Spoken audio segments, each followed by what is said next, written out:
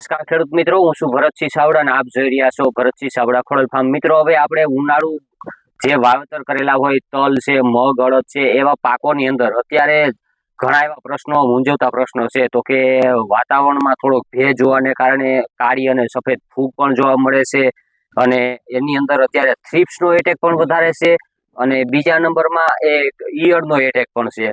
તો બધા એટેકને હિસાબે અત્યારે આપણો પાક છે એ પાક જોઈએ એટલો ગ્રોથ નથી કરી શકતો.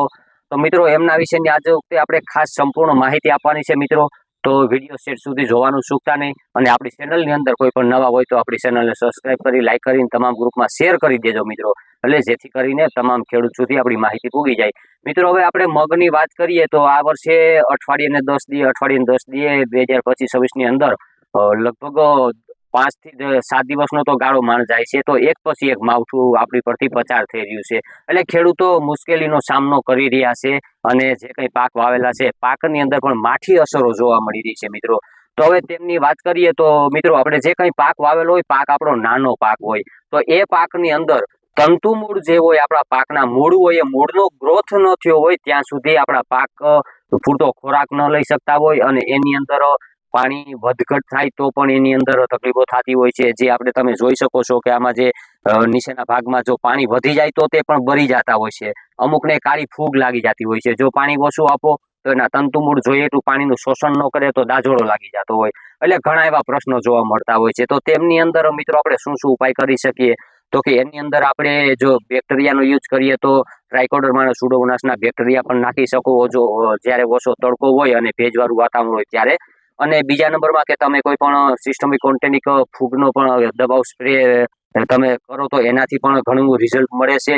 અને તે સિવાય મિત્રો, હવે એક ખાસ આપણે જોવાનું છે કે જે આપણે છાણિયા ખાતર નથી વાપરતા, ચાણિયું ખાતર ન વાપરતા હોય એટલા માટે આપણે જે રાસાયણિક ખાતરોનો વધારે પૂરતો પ્રયોગ કરવો પડતો હોય છે. અને એ આપણે પ્રયોગ પૂરતો ન કરી શકતા હોય તો એની અંદર ઘટતા પોષક તત્વો ન આપી શકતા હોય, એટલે એને હિસાબે આપણા પાકનો ગ્રોથ જો એવો ન થતો હોય, એટલે પાણી પણ ન ઉપાડી શકે અને ગ્રોથ ન થઈ શકતો હોય, વાતાવરણ સામે લડી ન શકતા હોય. તો મિત્રો, તેમાં આપણે છે ને મિક્સ માઇક્રોન્યુટ્રન જેવા હુમિક ને એવા છે.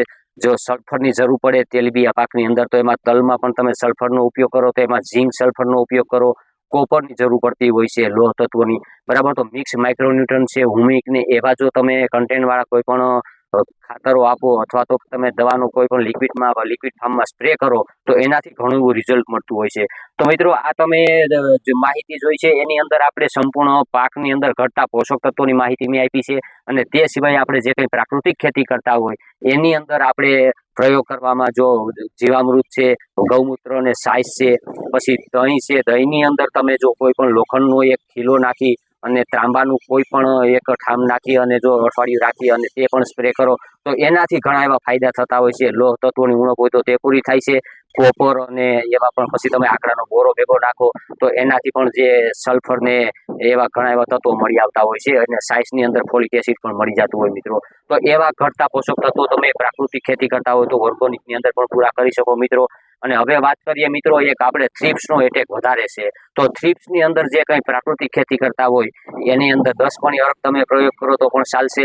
અને ખાસ મિત્રો, એક મારે કહેવાનું છે કે દૂધ અને ગોળ જે કંઈ રાસાયણિક પેસ્ટિસાઇડનો ઉપયોગ કરતા હોય અથવા તો પ્રાકૃતિક ખેતી કરતા હોય એની અંદર દૂધ, ગોળ અને સાઈઝનો પ્રયોગ કરવાનો ખાસ આગ્રહ રાખજો.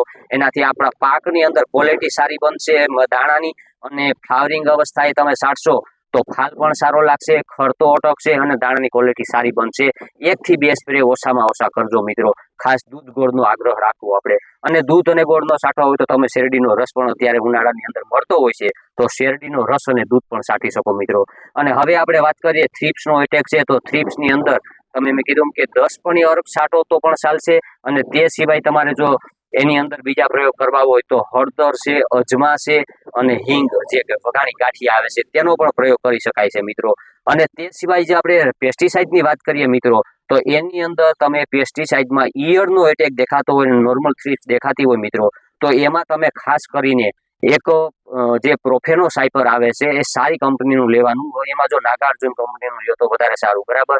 અને ઇમામેક્ટિન બેન્ઝોઇટ 1.9 આવે છે, 1.9%. એટલે એનો જો તમે પ્રયોગ કરશો તો ઈયળ અને પોપટી થ્રિપ્સનો બધાનો ફાયદો થશે. અને નોર્મલ એવી દવા પણ અત્યારે છાંટો તો એનાથી તમારે કવર થઈ જતી હોય છે મિત્રો. એટલે આ વર્ષે થોડુંક ભેજવાળું વાતાવરણ વાદળાને વધારે જોવા મળે છે, એટલે એની હિસાબે આવા પ્રશ્નો જોવા મળતા હોય ખેડૂત મિત્રો. તો કોઈ પણ પાકની અંદર તમે આનો પ્રયોગ કરી અને સારું એવું પરિણામ મેળવી શકો છો.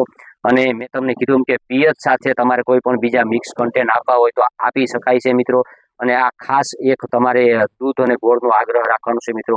વિડીયો સારો લાગ્યો હોય તો તમામ ગ્રુપમાં શેર કરજો.